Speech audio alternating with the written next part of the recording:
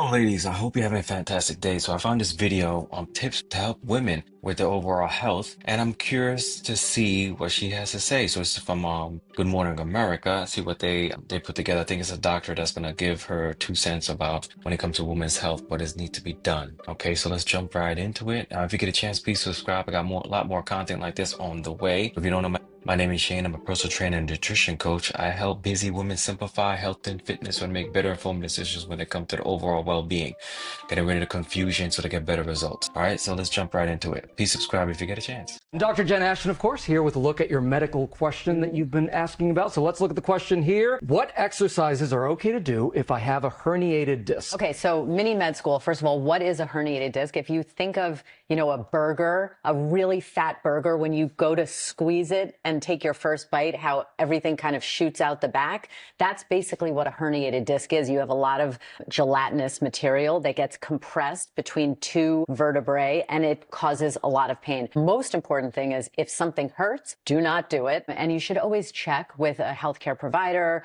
a physical therapist to make sure that you're not doing harm, obviously, but anything that can help strengthen the muscles around that area, Yep. reduce inflammation, increase flexibility is going to be good. Now, to kind of piggyback off that, I actually had a client, young girl too, very young. I think she was mid-20s. She had multiple herniated discs, I think from a car accident or something. She said to me, and I'm not lying when I say this, I'm not saying this because I'm a personal trainer, but she said her back only felt good when she worked out. Like when she was on a regular routine. When she stopped and she didn't take care of herself, wasn't moving, wasn't mobile, that's when the pain, the stiffness started happening. That's when the pain started developing. Everyone's different, of course, but there's certain things you should try before, maybe getting surgery, getting fusions, and all these different kind of things. Thinking about my spine as just a set of cheeseburgers all over the place. A bagel with cream cheese when everything. That's the medical explanation. What is your prescription for wellness? Okay, it has to do for, in honor of Women's History Month, some screening tests that women should talk to their healthcare provider about.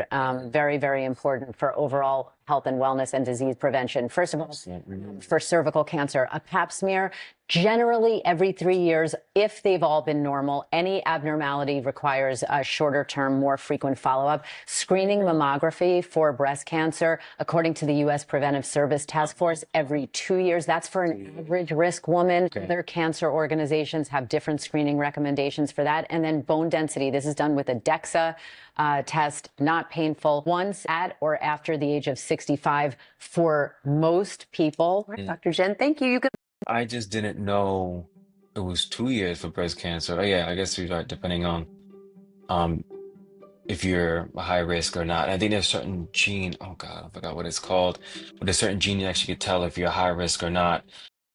And I think that's pretty submit much your about it. health and wellness questions to us here at ABC GMA3. So that was really interesting. I kind of expected more tips. That is, multiple tips. Yeah, so, ladies, most of the times we have women that have back problems, either a lot because you have large breasts. If you have, and that's why now there's a reduction surgeries now being more frequent. Getting pregnant, you can have those issues too. The overall, my advice, quick advice when it comes to back pain, even if it's because of a herniated disc. I mean, of course, if it's herniated disc, for sure, definitely consult the doctor first and foremost. But then either way, they're definitely gonna have you do some rehabilitative stuff, strengthening your overall core, stretching it and then also strengthening it. So, I use this analogy. So you have a house and then there's a whole bunch of snow on top of it. If there's one side of the house that's weak, the roof is going to collapse. I try my best to use that analogy. So what you want to do is make sure you have strengthened the sides, the front, all sides, I should say. Strengthen all sides, whether it's doing planks, whether it's doing, control crunches, either if you're sitting up in your desk, tightening your core. I had some people, some clients, I would have them time themselves, or about 3 times a day, if anything, making sure that they are doing like a plank sitting down, like a seated plank. Just tightening your core for about a minute or so, 3 times a day, to kind of help to hopefully program them to be having better posture, because having better posture can go miles when it comes to back health, let's call it. Alrighty. So like I said, I hope this definitely helped you, give you some insight when it comes to not only back but overall health. And when it comes to those tests, getting those tests done, ladies, please definitely get it done. No, don't let, oh, I'm too busy to do it. Get it done. Alrighty. Thank you for joining me. Please subscribe if you get a chance. And if you found this content helpful, be sure to share it with someone who might need to hear this message. Remember, prioritizing yourself is something you'll never regret.